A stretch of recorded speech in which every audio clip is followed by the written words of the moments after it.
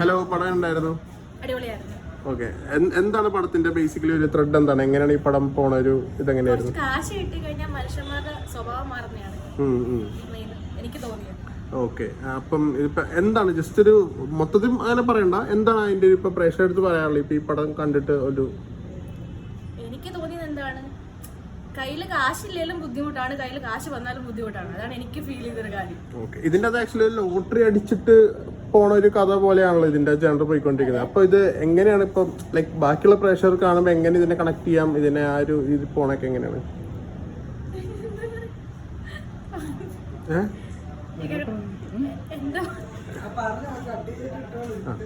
പറഞ്ഞോ.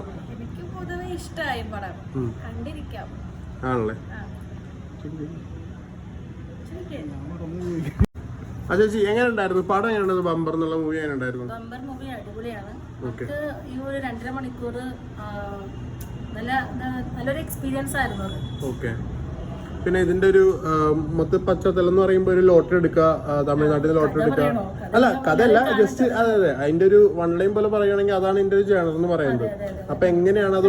രണ്ട് കാര്യങ്ങളുണ്ട്. ഒന്ന്, തമിഴ്നാട് മനുഷ്യര് തമ്മിൽ എന്താ പറയാ ഒരു കണക്ഷൻ ഉണ്ട്. മലയാളിയെന്നോ തമിഴനെന്നോ വ്യത്യാസമില്ലാതെ എല്ലാവരും തമ്മിലൊരു സ്നേഹബന്ധം അതിനകത്ത് കാണിക്കുന്നുണ്ട്. പിന്നെ ഉള്ളതെന്ന് വെച്ചാല് ലോട്ടറി അടിച്ചാലുള്ളത് അതറിയാലോ. ഇന്നത്തെ കാലത്ത് നമ്മള് ഈ മീഡിയ കൂടെ അറിയുന്ന കാര്യങ്ങളാണ്. പൈസ വന്നാലും പൈസ ഇല്ലെങ്കിലും പ്രശ്നങ്ങളുണ്ട് അതിനകത്ത്. അതിപ്പോ ഉള്ളവനെന്നോ ഇല്ലാത്തവനെന്നോ വ്യത്യാസമില്ലാതെ പണം കയ്യിൽ വന്നാലും അവിടെ പ്രശ്നങ്ങൾ തന്നെയേ ഉള്ളൂ. അത് ഇതിനകത്ത് വ്യക്തമായിട്ട് കാണിക്കുന്നുണ്ട്. ലോട്ടറി അടിച്ചാൽ നമ്മൾ എന്ത് ചെയ്യണം എന്നുള്ളത് ഇതിനകത്ത് നമുക്ക് കുറച്ച് കാര്യങ്ങൾ അറിയാൻ പറ്റുന്നുണ്ട്. അത് പടം കാണുമ്പോൾ അറിയാൻ പറ്റും. ഓക്കെ, അപ്പം ഇതിനകത്ത് നായകന്റെ പെർഫോമൻസ് ഒക്കെ എങ്ങനെയുണ്ടായിരുന്നു? വെട്രിയും നന്നായിട്ട് അഭിനയിച്ചിട്ടുണ്ട്. ഹരീഷ് പേരടി ഒരു ഹരീഷ് പേരടി, സീമാജിനാര്. ഹരീഷ് പേരടി നല്ല അവാർഡ് കിട്ടാവുന്ന രീതിയിലുള്ള ഒരു പെർഫോമൻസ് ആണ് കാഴ്ചവെച്ചിരിക്കുന്നത്. അടിപൊളിയായിട്ട് ചെയ്തത്. മലയാളി അല്ലേ? അത് സൂപ്പറായിട്ട് ചെയ്യുന്നുണ്ട് അല്ലേ? അപ്പൊ ഇതിന്റെ ഡ്യൂറേഷൻ 2.5 മണിക്കൂറാണ്. അപ്പൊ അതിന് ലാഗും കാര്യങ്ങളൊന്നും ഇല്ലാതെ നമുക്ക് കണ്ടിരിക്കാം. ഇല്ല, കുഴപ്പമില്ല. ഫസ്റ്റ് ഹാഫ് ഇപ്പൊ നമ്മള് മലയാളികൾ കാരണം ഫസ്റ്റ് ഹാഫ് തമിഴ് കുറച്ചധികം പറഞ്ഞതുകൊണ്ടിട്ട് എന്നാലും നമുക്ക് മനസ്സിലാവും.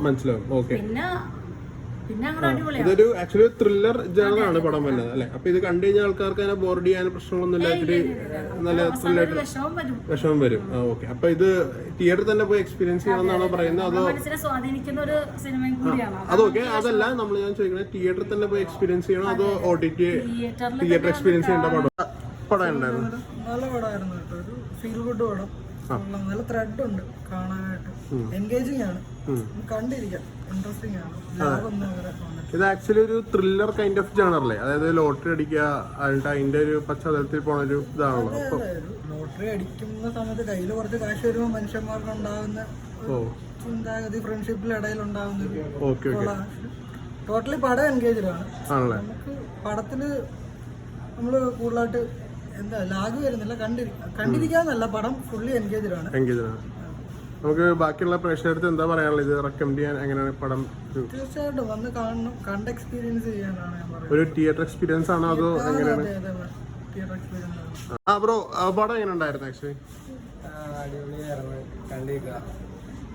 ഇപ്പം ഇത് ഒരു 2.5 മണിക്കൂർ ഡ്യൂറേഷനുള്ള പടമാണ്. എന്തെങ്കിലും ലാഗോ അങ്ങനെ എന്തെങ്കിലും ഒക്കെ ഫീൽ ചെയ്തായിരുന്നോ?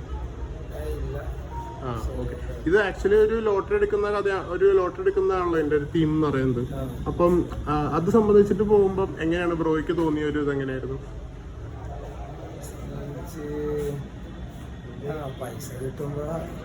ആളുടെ മാറ്റം.